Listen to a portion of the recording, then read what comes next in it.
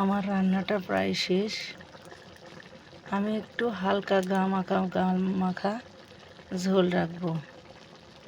যেহেতু এটা ডাল দিয়ে রান্না করেছি, সেহেতু একটু তো গা মাখা ঝোল রাখা লাগবেই।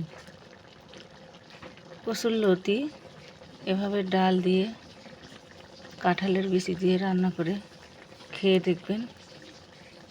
খুবই মজাদার স্বাদের একটা তরকারি। আমার ভিডিওটা যদি ভালো লেগে থাকে অবশ্যই লাইক, কমেন্ট, শেয়ার এবং সাবস্ক্রাইব করে দেবেন। আল্লাহ হাফেজ।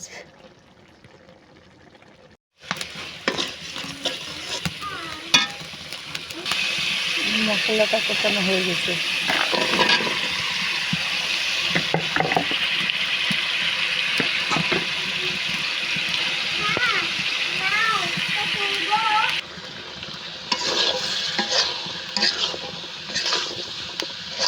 সুন্দরভাবে কষিয়ে দিব।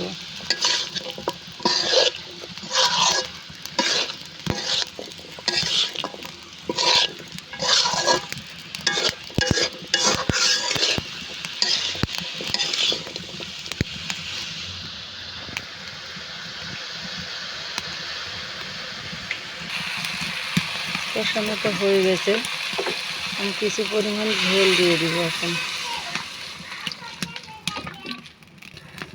কিছুক্ষণের জন্য ঢাকনা দিয়ে ঢেকে দেব। আসসালামু আলাইকুম বন্ধুরা, আপনারা সবাই কেমন আছেন? নিশ্চয়ই ভালো আছেন। আমিও আল্লাহর অশেষ রহমতে ভালো আছি।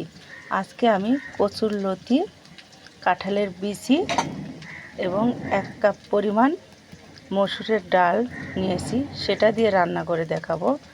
ডালটা আমি কিছুক্ষণ ভিজিয়ে নিয়েছি। লতিটা কুটে, বিচিটা কুটে ধুয়ে নিয়েছি সুন্দরভাবে। চুলায় এখানে পেঁয়াজ দিয়ে দিয়েছি, লবণ দিয়ে দিয়েছি,